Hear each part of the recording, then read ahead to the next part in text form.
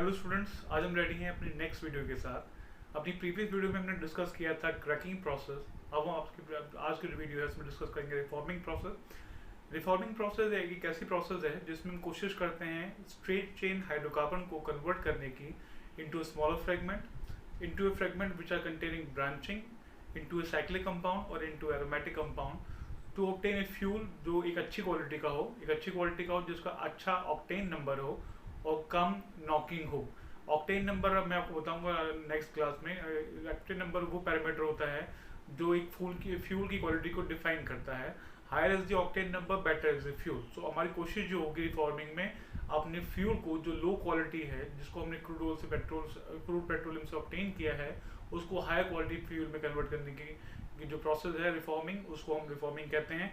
Reforming process दो तरह से की जाती है। एक तरीका जो होता है वो कहलाता है थर्मल रिफॉर्मिंग, जिसमें आप हीट करते हैं हाई टेम्परेचर पर, हाई प्रेशर पर अपने कंपाउंड को to convert this into a smaller fragment, into branching compound, into cyclic compound, into aromatic compound. और दूसरी जो प्रोसेस होती है वो है कहलाती है कैटलिटिक प्रोसेस, जिसमें आप कंपाउंड को हीट करते हैं कंपैरेटिवली लो टेम्परेचर पर और लो प्रेशर पर in presence of some catalyst to obtain your desired product। सो आइए देखते हैं कि ये रिफॉर्मिंग प्रोसेस क्या होती है और इसको डिटेल में और डिस्कस करते हैं। इस प्रोसेस को हम दो पार्ट में डिवाइड कर सकते हैं, एक थर्मल रिफॉर्मिंग और एक कैटलिटिक रिफॉर्मिंग।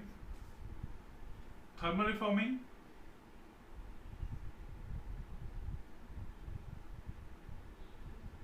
की जाती है टेम्परेचर अप्रोक्सीमेटली 500 से लेकर 600 डिग्री सेल्सियस तक होता है और प्रेशर अप्रोक्सीमेटली होता है इसका 80 से 90 एटमॉस्फेरिक प्रेशर। इसमें आप सिंपल लॉन्ग चेन हाइड्रोकार्बन को हीट करते हैं हाई टेम्परेचर में, हाई प्रेशर में, to obtain smaller, to obtain branched, to obtain cyclic, to obtain aromatic, to obtain olefinic compounds. ये थर्मल रिफॉर्मिंग प्रोसेस कहलाती है, जो कंपेरेटिवली हाई टेम्परेचर पर और हाई प्रेशर पर की जाती है। और ये करने के बाद जो प्रोसेस होती है, कंपाउंड आपके टूटते हैं और ब्रेकडाउन होने के बाद smaller branch compound, cyclic compound, aromatic compound या ओलिफेनिक कंपाउंड आप बना सकते हैं इस प्रोसेस से।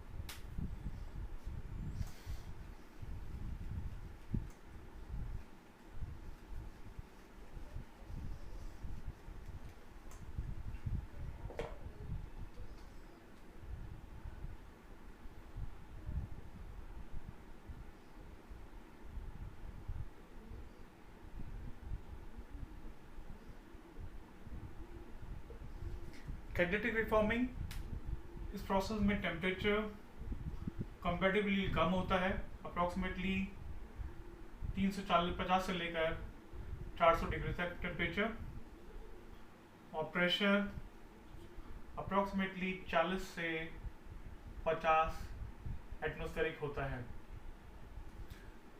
इसमें जो आपके कैटलिस्ट यूज किए जाते हैं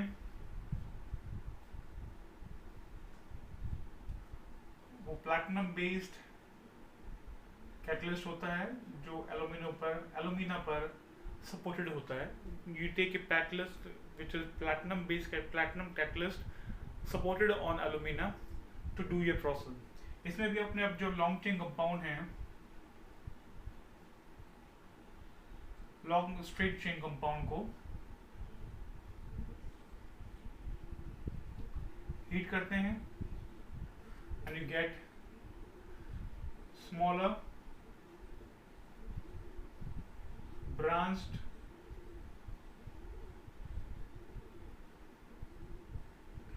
cyclic aromatic compound which have a better octane number।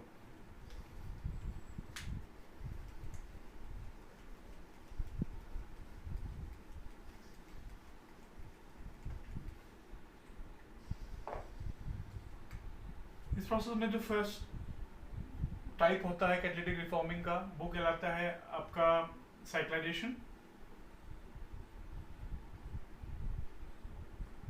आपका कंपाउंड जो एसाइक्लिक है वो चेंज हो जाता है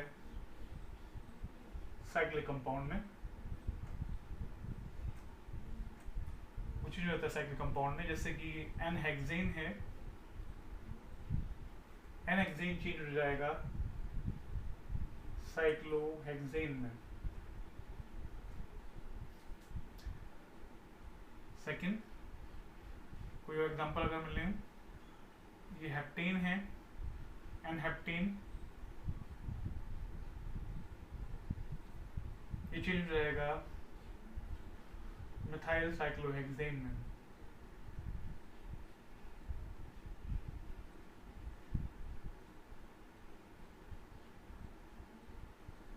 मिथाइल साइक्लोहेक्सेन में। तो ये प्रोसेस है process of cyclisation with the elimination of hydrogen.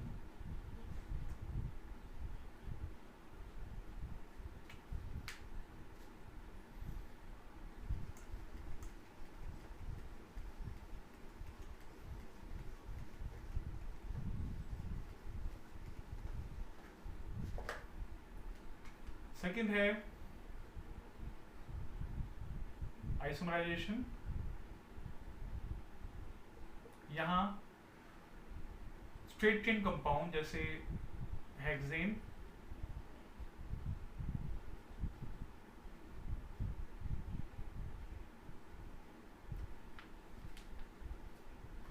ये है नॉर्मल हेक्सेन, एन हेक्सेन,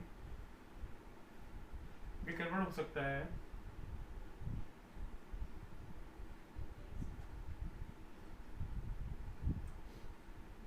आइसोहेक्सेन में।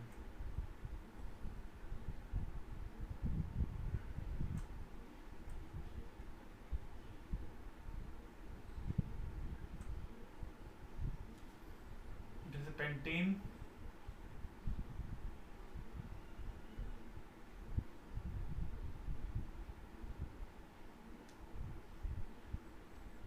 चेंज हो सकता है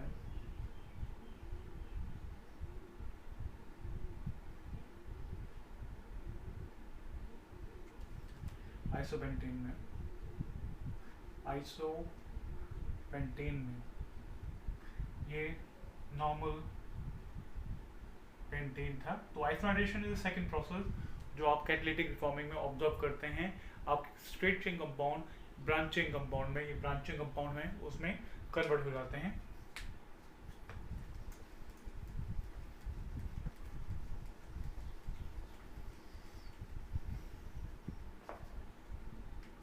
थर्ड है डीहाइड्रोजनेशन। डीहाइड्रोजनेशन जिसमें आपके साइक्लिक कंपाउंड जैसे साइक्लोहेक्साडाइन है, after removal of hydrogen convert हो सकते हैं बेंजीन में।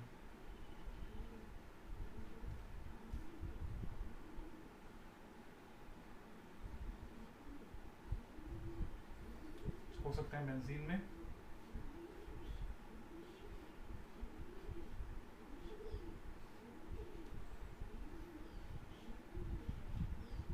मिथाइल डेरिवेटिव है बेंजीन साइक्लोहेक्साडाइन का, ये कन्वर्ट हो सकता है टोलीन में। तो second step is dehydrogenation. Dehydrogenation is the process where hydrogen is removed, तो उसको हम डीहाइड्रोजनेशन कहते हैं। आपके कंपाउंड से हाइड्रोजन का निकलना इज कॉल्ड डीहाइड्रोजनेशन।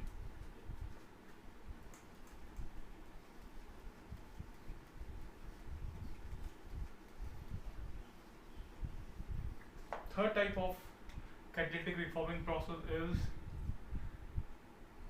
hydrocracking। इस प्रोसेस में आप लॉन्ग चेन कंपाउंड जैसे कि मैं एग्जांपल लूँ,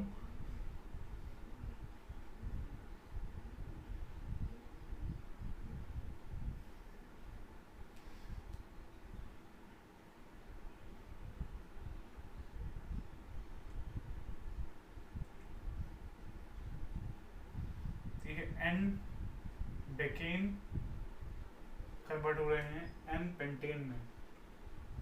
मतलब एक लॉन्ग चेन कंपाउंड जो 10 कार्बन कंटेनिंग चेन है वो 5 कार्बन कंटेनिंग 2 चेन में कन्वर्ट हो रहा है। तो ये 4 टाइप ऑफ प्रोसेस है जो आप रिफॉर्मिंग में कैटलिटिक रिफॉर्मिंग में ऑब्जर्व करते हैं। तो कैटलिटिक रिफॉर्मिंग में आप देखते हैं कि आपका जो मेन सोर्स है वो आपके पास हाइड्रोजन रिमूव हो रही है। तो remember in case of hydrogen the catalytic reforming the hydrogen is evolved and hydrogen is used in catalytic used in industrial purpose या अलग तरह की केमिकल इंडस्ट्रीज में इस हाइड्रोजन जो रिमूव होती है उसको हम यूज़ कर सकते हैं। या फिर ये जो हाइड्रोजन रिमूव हो रही है उससे हम आपके कंपाउंड में, आपकी गैसोलीन में या पेट्रोलियम प्रोडक्ट जिसको हम रिफॉर्मिंग कर रहे हैं उसमें प्रेजेंट सल्फर कंपाउंड को रिमूव कर सकते हैं। वो रिमूव कैसे करते हैं वो भी एक बार देख लेते हैं।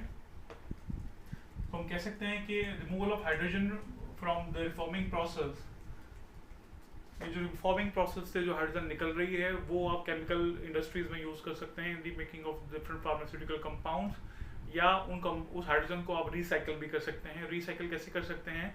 उस हाइड्रोजन को यूज करके आप अपने जो आपका जो गैसोलीन है, जो आपका ऑयल है, उसमें प्रेजेंट सल्फर टाइप कंपाउंड को रिमूव कर सकते हैं।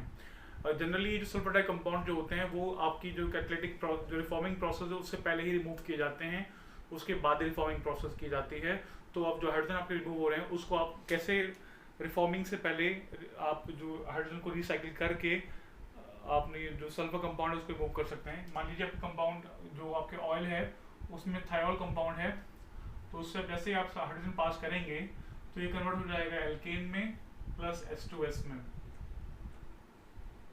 अगर आपकी कंपाउंड में डाइसल्फाइड टाइप ऑफ कंपाउंड है तो जैसे ही आप अपनी जो हाइड्रोजन आपकी इस प्रोसेस में इवॉल्व हुई है उसको जैसे आप रिसाइकिल करके यूज करेंगे तो उसको यूज करके आप इस सल्फर कंटेनिंग कंपाउंड को एल्केन में कन्वर्ट कर सकते हैं प्लस H2S में कन्वर्ट कर सकते हैं। मान लीजिए कंपाउंड में आपकी जो ऑयल है उसमें थायोफीन है, ये कंपाउंड कहलाता है थायोफीन, ये थायोफीन है। इस थायोफीन में आप हाइड्रोजन गैस पास कर सकते हैं। हाइड्रोजन गैस पास करके you obtain butane, it is called n butane plus H2S। तो ये जो हाइड्रोजन गैस है इसका यूज आप for removal of sulphur compound, या एक तो रिमूवल ऑफ सल्फर कंपाउंड है या removal of nitrogen base compound, nitrogen base compound से removal of nitrogen in the form of ammonia. आप नाइट्रोजन बेस कंपाउंड से nitrogen in the form of ammonia भी move कर सकते हैं इस हाइड्रोजन को यूज करके। वो हाइड्रोजन है ये जो आपकी कैटलिटिक रिफॉर्मिंग प्रोसेस में इवॉल्व हुई है, तो आप उस हाइड्रोजन को रिसाइकिल करके अपनी प्रोसेस से सल्फर और नाइट्रोजन को रिमूव कर रहे हैं। इस प्रोसेस को हम करते हैं रिफॉर्मिंग से पहले। और सेकंड यूज जो आपके हाइड्रोजन का जो आप कर सकते हैं वो है उस हाइड्रोजन को यूज करके आप डिफरेंट फार्मास्यूटिकल कंपाउंड बना सकते हैं। तो दोनों तरह के ये हाइड्रोजन एज ए फ्यूल भी यूज किया जा सकता है डिफरेंट इंडस्ट्रियल पर्पस के लिए, और डिफरेंट इंडस्ट्रीज में ये hydrogen as a fuel use किया जा सकता है। तो ये रिफॉर्मिंग प्रोसेस है, कैटलिटिक रिफॉर्मिंग प्रोसेस। इस कैटलिटिक रिफॉर्मिंग प्रोसेस में एक बात आपको ध्यान रखनी है कि आप कई बार जो ये जो कैटलिस्ट होते हैं, प्लैटिनम बेस्ड कैटलिस्ट जो आप एल्यूमिनियम में यूज कर रहे हैं, या cobalt based catalyst, platinum based catalyst है या कोबाल्ट बेस्ड कैटलिस्ट है, ये जो यूज कर रहे हैं ये कैटलिस्ट जो हैं ये कई बार ये कोक से, जो Coke is a form of carbon, कई बार इस पे कोक जम जाती है, कोक का डिपोजिशन हो जाता है, तो इसलिए इसको कोक के डिपोजिशन को रिमूव करने के लिए उसको हम हीट करते हैं। They are heated, these catalysts are heated to remove coke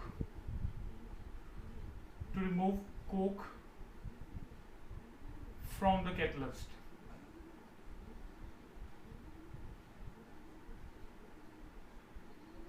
और ये कैटलिस्ट देन रीयूज किया जा सकता है, then this catalyst can be reused in this process. पर ये जो आपकी जो कोक रिमूवल की प्रोसेस है ये मोस्टली हम करते हैं अप्रॉक्सीमेटली 6 से 7 महीने बाद हम इस प्रोसेस को यूज़ करते हैं। कई कैटलिस्ट को आप अप्रॉक्सीमेटली 6 से 7 महीने तक यूज़ कर सकते हैं इफेक्टिवली। तो ये प्रोसेस जो है ये रिफॉर्मिंग प्रोसेस है। रिफॉर्मिंग प्रोसेस जो एक इंपॉर्टेंट प्रोसेस है to convert long chain straight chain compound into a smaller fragment to obtain higher octane number। और जैसे मैंने आपको बताया कि ऑक्टेन नंबर क्या होता है और ये नॉकिंग क्या होती है, तो मैं आपको बताता हूँ कि ऑक्टेन नंबर और नॉकिंग क्या है। ये जो टर्म है knocking, anti knocking, octane number, ये सब के सब टर्म जो है ये फ्यूल की क्वालिटी को इंडिकेट करती हैं। जनरली आप जब फ्यूल लेते हैं, आप फ्यूल जो आप लेते हैं वो इंटरनल कंबशन इंजन में जाकर एयर से कंबाइन होकर बर्न होता है, और बर्न होकर वो कार्बन डाइऑक्साइड और आपको एनर्जी प्रोवाइड करता है for the combustion of your engine. पर कई बार ऐसा होता है कि जो आपके फ्यूल होते हैं वो बहुत एक्सप्लोसिवली, बहुत वॉलेंट तरीके से ऑक्सीडाइज होते हैं, बहुत वॉलेंट तरीके से ऑक्सीडाइज होकर आपको एक बहुत अलग वॉलेंट आवाज़ जो है वो साउंड प्रोवाइड करते हैं। उस साउंड को जो आप कहते हैं, उस साउंड को हम नॉकिंग कहते हैं। तो एक अच्छा फ्यूल वो होगा जो कम नॉकिंग शो करे, कम वॉलेंट साउंड जनरेट करे during the combustion of your fuel. तो fuel combustion in with violent sound with a very vigorous combustion of fuel is called the knocking process। तो knocking process जनरली वो fuel show करते हैं जो straight chain fuel होते हैं। अगर मैं आपको कहूँ कि आप कि किस तरह के कंपाउंड, किस तरह के फ्यूल जो है वो नॉकिंग जनरेट करते हैं, तो अगर मैं एक ऑर्डर बताऊँ आपको, तो सबसे ज़्यादा नॉकिंग जनरेट करते हैं लीनियर चेन कंपाउंड, उसके बाद नॉकिंग जनरेट करते हैं ब्रांचिंग कंपाउंड, उसके बाद नॉकिंग जनरेट करते हैं आपके जो है ओलिफेनिक कंपाउंड, फिर उसके बाद जनरेट करते हैं साइक्लिक कंपाउंड, उसके बाद जनरेट करते हैं एरोमेटिक कंपाउंड। तो अगर मुझे एक ऑर्डर लिखना हो नॉकिंग का, तो नॉकिंग में सबसे पहले linear chain compound, linear chain सबसे ज़्यादा नॉकिंग जनरेट शो करते हैं। लीनियर चेन के बाद branch chain compound knocking show करते हैं। ब्रांच चेन के बाद ओलिफेनिक कंपाउंड,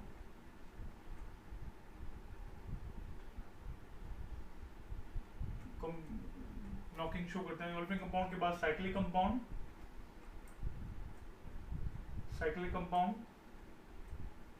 और साइक्लिक कंपाउंड के बाद एरोमेटिक कंपाउंड।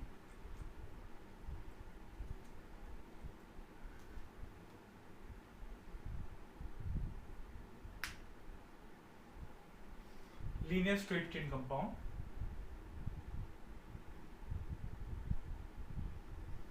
ये ऑर्डर है आपकी नॉकिंग का। लीनियर स्ट्रेट चेन कंपाउंड के बाद आपके पास ब्रांचिंग कंपाउंड के बाद ओलिफेनिक कंपाउंड के बाद साइक्लिक कंपाउंड के बाद एरोमेटिक कंपाउंड। तो aromatic compound are those compound which show the least amount of sound when they burn. तो ये प्रॉपर्टी जो burning with sound is called the knocking property. तो नॉकिंग को रोकने के लिए हम डिफरेंट टाइप ऑफ कंपाउंड डाल सकते हैं। ये जो प्रोसेस होती है आपकी जो फ्यूल कंबशन की, वो मेनली रेडिकल होती है प्रोसेस। तो नॉकिंग को रोकने के लिए जो कंपाउंड ऐड किए जाते हैं उसको हम एंटी नॉकिंग कंपाउंड कहते हैं। एंटी नॉकिंग कंपाउंड्स कहते हैं। Two main anti knocking compounds हैं टेट्रा इथाइल लेड,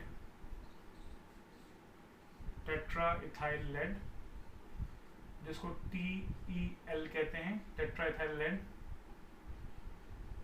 या diethyl telluride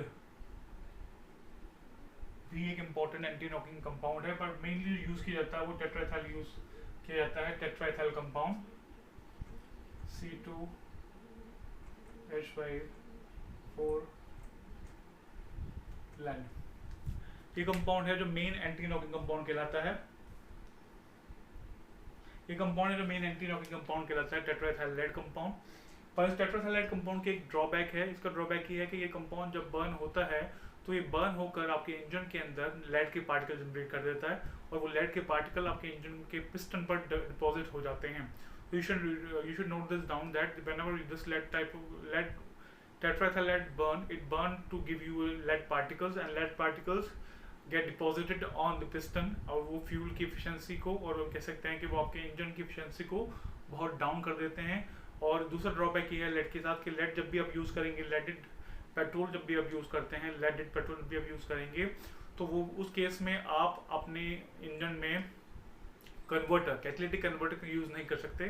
catalytic converter की ऐसा कह सकते हैं कि एक मशीन होती है जो कैटलिस्ट की प्रेजेंस में आपकी पॉइजनस गैसेस को, जैसे कि कार्बन मोनोऑक्साइड या नाइट्रोजन ऑक्साइड को कि वो को कन्वर्ट करता है इनटू हार्मलेस गैसेस में। तो टेट्राइथाइल लेड की जो ड्रॉबैक ये है कि इसके पार्टिकल डिपॉजिट हो जाते हैं और आपकी इंजन की एफिशिएंसी को डिक्रीज करते हैं। दूसरा ड्रॉबैक ये है कि इस केस में आप कैटालिटिक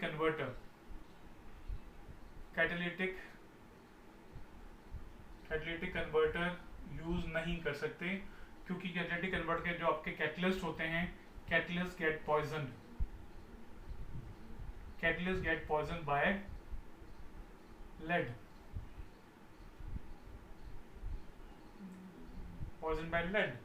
तो ये कैटालिटिक कन्वर्टर आपका इनइफेक्टिव हो जाता है अगर आप लेडेड पेट्रोल यूज करते हैं।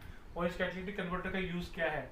कैटालिटिक कन्वर्टर जो है वो आपकी हार्मफुल गैसेस को जो आपके फ्यूल में कंबशन के बाद निकलती हैं, जैसे CO या NO को हार्मलेस गैसेस में कन्वर्ट करता है, जैसे कार्बन डाइऑक्साइड और नाइट्रोजन के अंदर कार्बन डाइऑक्साइड या नाइट्रोजन में कन्वर्ट करता है। ये आपका मेन कैटालिटिक कन्वर्टर का यूज है। अगर आपका पेट्रोल लेडेड है, लेड कंटेन करता है, तो उस केस में आप कैटालिटिक कन्वर्टर यूज नहीं कर सकते। आपकी टेट्राइथाइल लेड है, कैसे ये आपकी जो नॉकिंग को कन्वर्ट करता है, कम करता है। टेट्राइथाइल लेड जो है ये आपको कन्वर्ट हो जाता है लेड ऑक्साइड में इनिशियली, और टेट्राइथाइल लेड ऑक्साइड में कन्वर्ट होकर ये आपके जो रेडिकल प्रोसेस है उसमें इंटरफेयर करता है। जो रेडिकल प्रोसेस आपकी जो linear chain compound radical process से कंबशन शो करते हैं उसमें इंटरफेयर करके उस कंबशन को स्लो डाउन कर देता है और उस कंबशन को लेस वॉलेंट बना देता है। तो एक ये है कि लेस वॉलेंट कैसे बनाता है, वो रेडिकल प्रोसेस में इंटरफेयर करके उसको लेस वॉलेंट बना देता है। जो आपके लेड के जो पार्टिकल हैं उसको रिमूव करने के भी एक ऑप्शन स्टार्ट की गई थी कि कैसे उसको हम रिमूव कर सकते हैं। हम जो लेड पार्टिकल हैं वो डिपॉजिट ना हो आपके इंजन में, तो उसके लिए क्या सोल्यूशन था? उसका सोल्यूशन ये था कि हम अपने लेड में जो आपके लेड है उसमें हम डालते हैं एक कंपाउंड जिसको हम कहते हैं ethylene dibromide, ethylene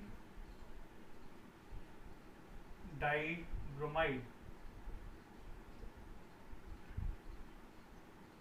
CH2Br।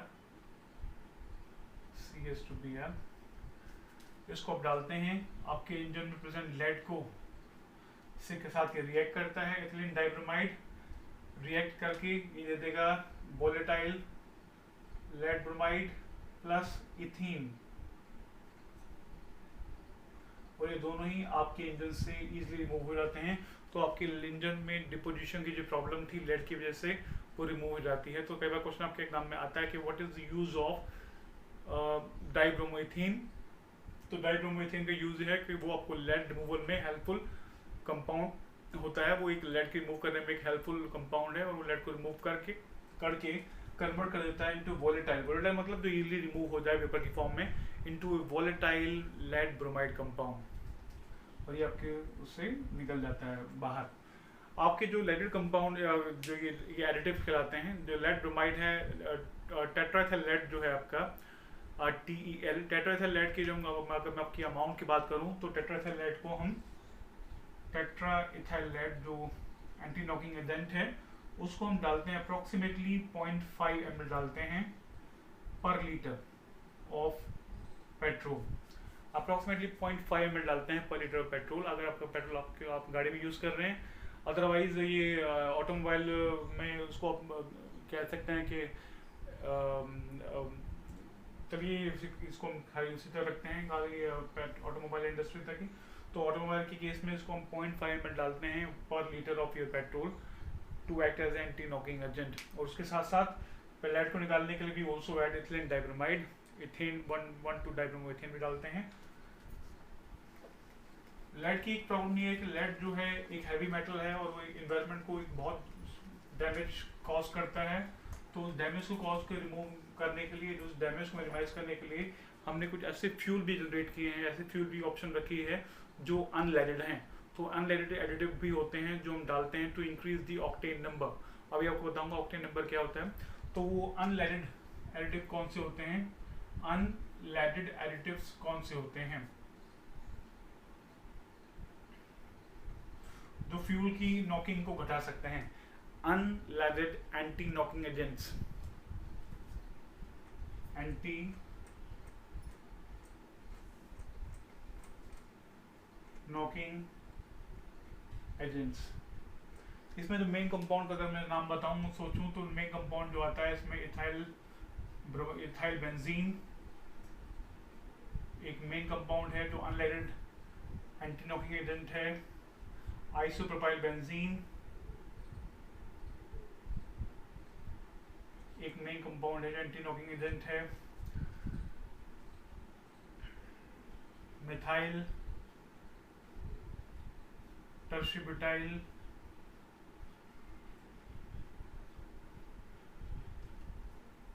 Methyl टर्शीब्यूटाइल ether एक important additive है। ये ज़्यादा important है, it is most important additive which is non-leaded in nature because it contain oxygen as a ether linkage और ये oxygen जो है helps in the combustion of fuel, helps in the